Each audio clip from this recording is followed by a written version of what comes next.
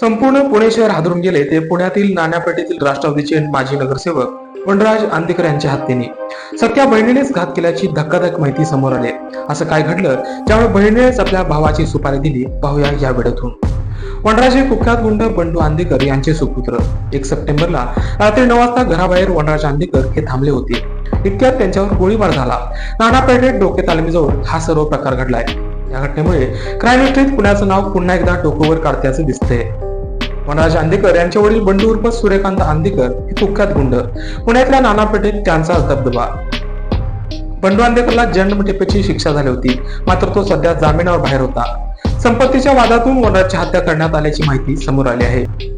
वनराज आंदेकर यांचे मेहुणे गणेश कोमकरला नानापेठेत एक दुकान देण्यात आले. अतिक्रमणात ते पाडण्यात आले आणि मग सुरू झाला तो वाद. अतिक्रमणावर कारवाई करण्यात यावी असा अर्ज करण्यात आला होता. हा अर्ज वनराज आंदेकर यांच्या सांगण्यावरून करण्यात आला व त्यानुसार कारवाई झाली असा संशय आंदेकरांच्या बहिणी आणि त्यांच्या मेहुण्यांवर होता. आंदेकरांच्या एका माणसासोबत गणेश कोमकरचं भांडण झालं. त्यात कोमकरला जबर मारहाण झाली. हे बघून तुला पोर बोलून ठोकते अशी धमकी वनराज यांच्या बहिणीने देऊन टाकली. सख्या बहिणीनेच आपल्या भावाची सुपारी दिली. जयंत कोमकर, गणेश कोमकर यांनी सोमनाथ गायकवाड याला वनराज यांची सुपारी दिल्याची माहिती समजली. रविवारी संध्याकाळी आंदेकर कुटुंब कार्यक्रमानिमित्त घराबाहेर होते. अचानक दुचाकीवरून तिथे काही जण आले आणि आंदेकरांवर 5 राऊंड फायर केले. काहींनी कोयत्यांनी सपासप वार केले. यात आंदेकरांचा अंत झाला.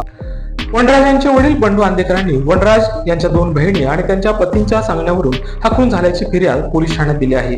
पोलिसांनी 4घांना अटक केली असून या प्रकरणाचा तपास सुरू आहे. या खुनामुळे संपूर्ण पुणे हादरले. या प्रकरणाशी संबंधित पुढील अपडेट आम्ही तुमच्यापर्यंत पोहोचवत राहू. त्यासाठी पाहत राहा जी 24 तास.